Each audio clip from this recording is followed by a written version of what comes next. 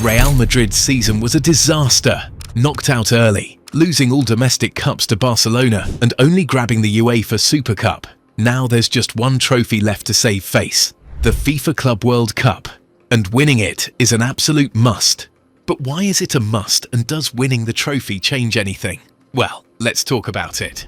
Look, this season for Real Madrid was rough. I mean rough.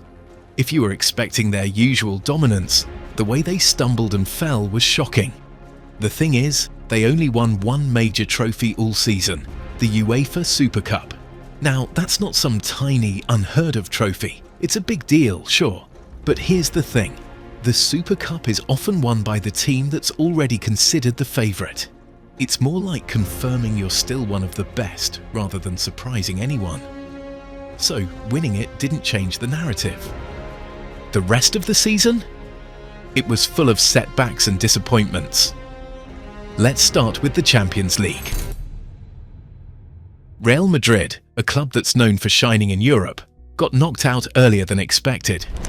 And not by some small club, but by Arsenal. That was a tough pill to swallow. Arsenal came in with a plan and executed it perfectly, and Madrid just couldn't keep up. It was a clear signal that something was wrong. And domestically, things didn't get any better. Real Madrid lost all three major domestic trophies to Barcelona. Every single one. The Copa del Rey, the Supercopa de España, and even La Liga itself slipped away. For a club used to winning, or at least fighting for every trophy, that's a massive blow. Losing to your biggest rival in all those competitions makes it sting even more. This wasn't just a bad season, it was one full of surprises, but not the kind you want. It was the kind where the big club you expected to dominate suddenly looked vulnerable, the kind where fans started questioning the team's direction and performance. So, yeah, Real Madrid came into this season aiming for glory. Instead, they ended up with one trophy that was expected and a lot of tough questions to answer. It set the stage for what comes next, a chance to make things right, starting with the FIFA Club World Cup. Real Madrid isn't leaving anything to chance this time around. After a season full of struggles, the club has shown serious commitment to turning things around by backing Xabi Alonso with key signings that address the team's biggest needs. And it's clear they want to compete hard for the FIFA Club World Cup. Let's start with Huijsen. This young defender has been brought in to shore up a defence that was shaky all season. Madrid conceded goals at critical moments, and Huijsen's physical presence and solid defensive instincts are exactly what they need. He's still developing, but the club clearly sees him as a future pillar of their back line, someone who can bring stability and grow into a top-level defender. Giving a young player like this trust is a strong sign of intent. Then there's Trent, an experienced full-back with leadership qualities that Madrid desperately lacked last season. Trent's ability to organise the defence and read the game brings a much-needed calmness to the backline. He's not just reliable defensively, he can also push forward when needed, supporting attacks while keeping things solid at the back. That kind of versatility and experience is crucial in high-pressure tournaments like the Club World Cup. And here's where it gets interesting with them being linked to Alvaro Fernández. He's a dynamic wing-back who adds pace, energy and width. Madrid struggled with creating consistent chances on the flanks this season, and Alvaro's arrival helps solve that problem. He's excellent going forward, delivering crosses and tracking back when needed.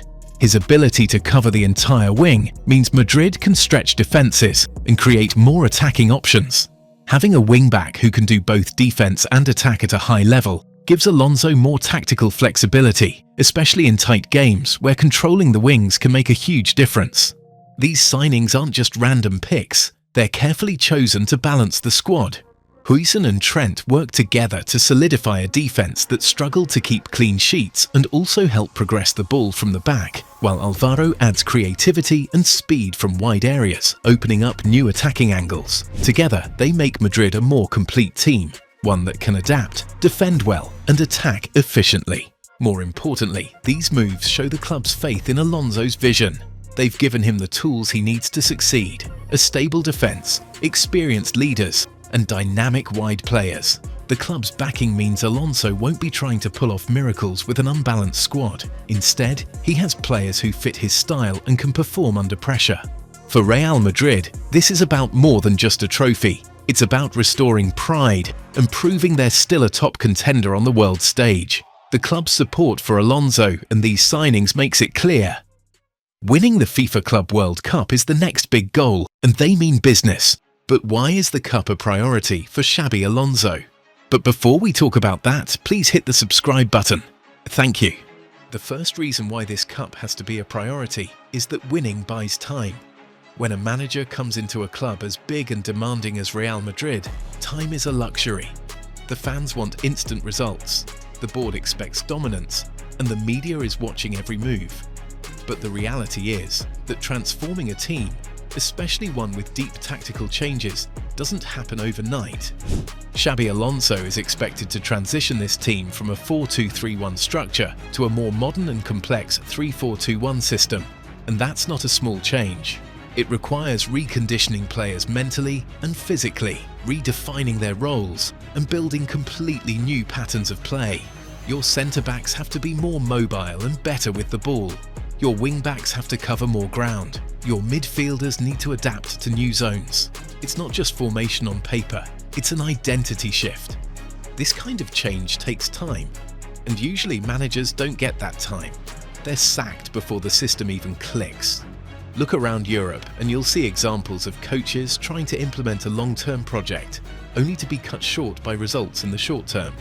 Xabi's done this before. When he took over Bayer Leverkusen in October 2022, the team was hovering near the relegation zone. He didn't even have a pre-season to lay the groundwork, but he still turned things around. Took that same group to a 6th place finish by the end of the season. That's with minimal preparation and under heavy pressure. But Real Madrid isn't Bayer Leverkusen. At Leverkusen, 6th was seen as a huge success. At Madrid, even 2nd is viewed as a failure. So imagine if Madrid finishes 2nd in La Liga next season, or crashes out of the Champions League early again. The pressure will come down fast. That's why winning the FIFA Club World Cup now is not just about lifting a trophy, it's about earning time. A major trophy early in his tenure can shield Xabi from premature judgment. It gives him space to breathe, develop the system, and implement his long-term vision without panic from the board or the media. Another reason why he needs to win is that it can help in managing his egos. This is only Xabi Alonso's 2nd job ever as a senior team manager. Yes, he's done an incredible job at Leverkusen. But Leverkusen and Real Madrid are not the same thing. At Leverkusen, he had full control over the squad. Most players were young, hungry, and ready to listen. He could shape that team in his image without much resistance. But now, he's walking into a dressing room filled with superstars. Mbappe, Vinicius Jr., Jude Bellingham, Rudiger. These are players who are not just footballers. They're global brands. Some of them have their teams behind the scenes. Agents, sponsors, PR managers, all influencing how they function within a club. And Xabi, as respected as he is as a former player, hasn't managed a squad with this kind of personality power before. If he was coming from a job at Manchester United or Bayern Munich, maybe you could say he already dealt with high-pressure locker rooms. But he's stepping straight from Leverkusen into this world, and it's a different game.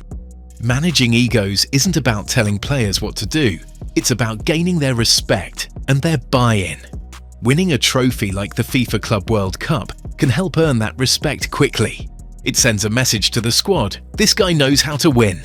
And once that belief kicks in, it becomes a lot easier to manage personalities, keep the dressing room focused, and maintain unity. Also, the morale boost it gives to the entire club, from the dressing room to the staff behind the scenes, is massive.